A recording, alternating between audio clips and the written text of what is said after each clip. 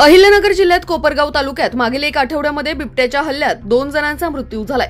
त्यामध्ये एक महिला तर दुसरी 4 वर्षाच्या चिमुकलीचा सहभाग आहे। नगर जिल्ह्यात बिबट्याचा वावर दिवसेंदिवस वाढत असताना वन विभागाकडून कोणत्याही प्रकारची ठोस कार्यवाही होताना दिसत नसल्याने नागरिकांनी रस्ता रोको आंदोलन करून बिबट्याला ठार मारण्याची मागणी केली आहे।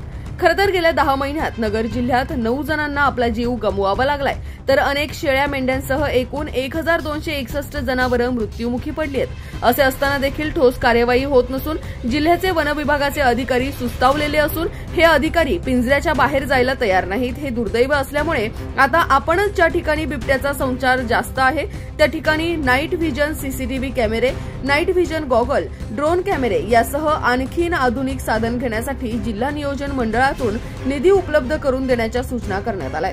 कारण कर्मचारी काम करतात मात्र अधिकारी सुस्तावले असल्याने आता आपणच पुढाकार घेत असल्याची प्रतिक्रिया पालकमंत्री राधाकृष्ण विखे पाटील यांनी दिली आहे।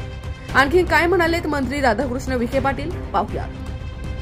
आम्ही आता मान्य जिल्हाधिकारी महोदयांना मी सूचना केलेल्या आहे। खरं म्हणजे आता 1-2 दिवसातच बैठक घ्यायची कल्पना होती।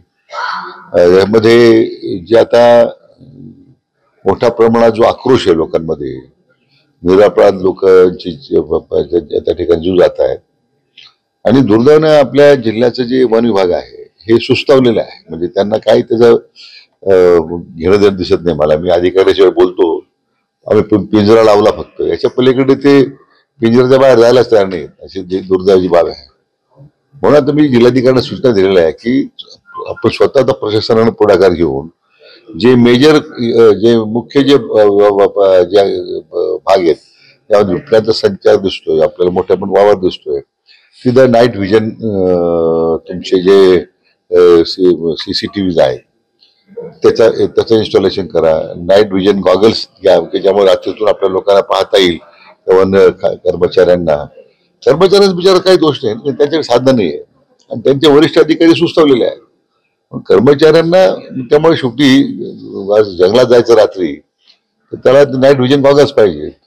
नंतर रात्रीच्या काळात जे ड्रोन चालू शकतात, ते ड्रोनवर आपण तो रिअल टाइम त्याचा जो पिक्चर आहे त्या बिबट्याचा जो त्याचा वावर आहे तो आपण शोधू शकतो। असे वेगवेगळे जे आधुनिक साधन लागतात, जो काही निधी लागेल तो जिल्हा नियोजन मंडळातून त्याच्या सूचना दिलेल्या आहेत। मला वाटतं तर ते मी जरी तातडीने पावलं उचलली तरी बऱ्यापैकी आपल्याला हा जो सध्याची जी भीतीचं वातावरण आहे ते आपल्याला कमी करता येईल, बिबट्यांना पकडण्यामध्ये मदत होईल।